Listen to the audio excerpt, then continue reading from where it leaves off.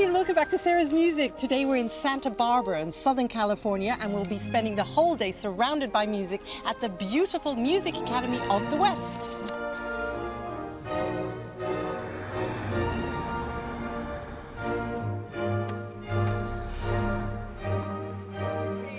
This wonderful talented virtual congregation.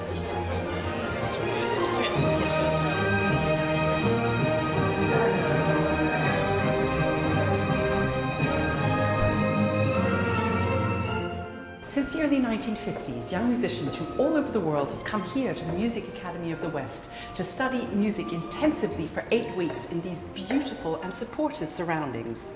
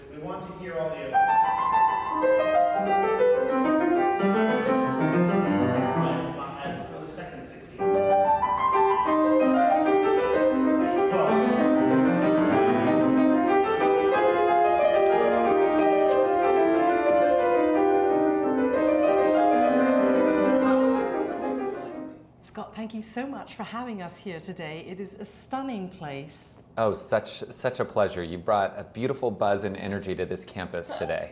Tell me something. I've noticed on campus, it's not only that it's about music, I've noticed how supportive this whole environment is. That the fellows, they can do their thing, they can practice, but you also support them in a fantastic way. You have great things on offer for them, not just music, don't you? Well, that's the idea. I mean, a professional musician, it's what they do on stage, but it's a lifestyle. It's a complete a skill that they have to have both on stage and off stage, because the idea is what kind of healthy tools that can they have off stage that are going to be able to sustain their career on stage. I mean, you know firsthand how absolutely important that is, and so we do try to provide them those tools throughout the summer. You know, we're representing 10 different countries in 20 different states with our fellows, so they get to come and really experience the West Coast lifestyle, which really is health, body, and spirit. It really is. Yeah. And you also have a performance coach, and just tell me a little bit more of what's on offer for all the fellows. So we do. We have a performance psychologist. He comes and he works with the fellows on performance anxiety, how to have a really good performance, but then not have a really low performance, but really find something that can always be a good performance over and over again. So giving them tools to really be able to perform at their best all the time. And I think that that's what is one of the really distinct factors about our program, is providing opportunities for the fellows to have a healthy, happy career in music, which is a lifestyle. It also has a very personal touch here, because you have your compeers and your patrons, and the compeers look after your fellows, but I have the feeling you look exactly at who should be paired with who. We do. It's kind of like a Match.com type of scenario. We have the fellows send in information about themselves. Of course, we know our donor base very well, but we actually ask them to send in information as well, and so we have a committee. And over a 2-week period, what they do is they try to make the best matches possible. And so when the fellows get here and they like Italian food and they want to practice their French and they like, you know, horseback riding, we've got a compeer that has that same kind of profile. That's something that I wish I'd had that when I was studying. It's something that one didn't really talk about much in the old days. You just got into a practice room, practiced, did an audition, got the job. But this whole lifestyle idea is something very special to you guys, I think. Well, and one of the things that's so important, which I hope you've seen, is the engagement of our community. And what we say here is that we really try to give our fellows the opportunity to practice their artistry, which is kind of an interesting concept, but just like you're saying, to get out of the practice room, you can practice your technique in that little box that we know all musicians get to know very well in their careers, but actually getting on stage, performing, learning how to communicate, and that takes a full audience. So what we try to do is, and one of the most important things is when a fellow walks out on stage, they have a full audience, every seat full, or as many as possible full, so they can get out there, they can perform over and over again in front of a live audience and practice communication. And we find so many times artists don't get that opportunity. Matt, what a fantastic place to spend the summer. It is. It really is. You're really one of the shooting stars of the American composer-conducting scene, but you are the same age as most of the fellows. So tell me what you're doing with them, and how is that, being the same age? Well, we're doing a chamber opera that I wrote called Second Nature, and then we're performing Smetana's The Bartered Bride. There's no better way for a composer to inspire sympathy or a feeling of being co-conspirators than actually performing the music yourself. You know, if you say, I'm willing to suffer with you, maybe it's terrible, but at least I'm in the fire with you. I think the musicians enjoy that.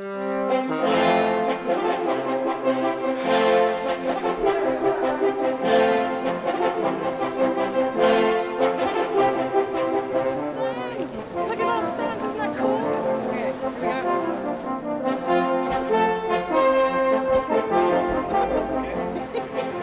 And now from the beach, what else? The water music.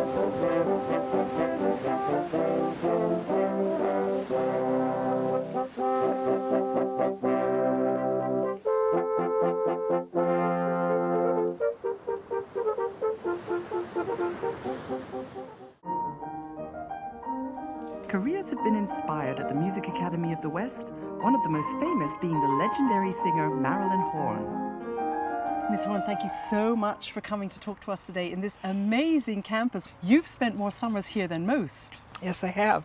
And in fact, my first summer was in 1953 when I was 19 as a student here. And I was studying with some of the greatest teachers of all time, headed up, of course, by Lotte Lehmann. A legend, Yes, a true legend. Absolutely. She was a part of my life a lot in those years. So I learned a tremendous amount from her. What were master classes like with her? Different than mine, because I get into technical things of what it is to sing technically, and she never did that. She never got into technique at all. It was all about Really? expression, which was great, you know, because we want that too. I remember one day I was singing Auf eine Wanderung of Hugo Wolf, and it comes to this great place where she blurts out, the singer anyway, "Oh Muse," and she went, "Oh Muse." The audience stood up and cheered. It's really fun. I've heard from the fellows that your master classes are pure gold, because you don't only teach, you explain, you include everybody in the room. Was that something that Lotte did, or is that something you brought as your special thing? It's sort of evolved now because I've been doing classes for so long, and I happen to be a history buff anyway, and so I like the history of things in music. I love to know, you know, what was so-and-so doing when Mark Twain was writing that book, or what was so-and-so doing when Wagner was writing that, you know, so I get a kick out of it myself, but I'm usually researching at the last minute because I need some dates. Music Academy of the West is a real team effort. You have the older generation helping and supporting the younger generation of classical musicians, and you have this amazing team.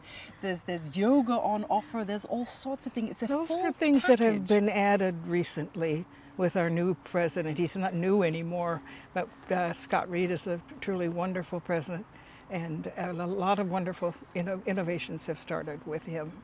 You have sent out so many fellows from Music Academy of the West out into the opera world. Do you watch them with pride just to follow their careers? I do. I absolutely do. I just get real pride.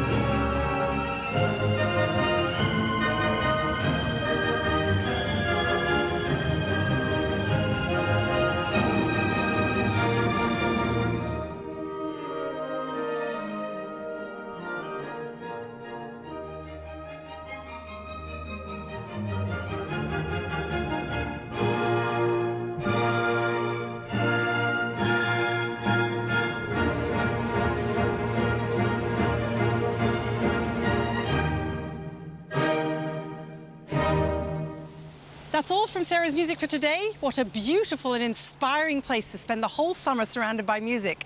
See you next time. Goodbye from California.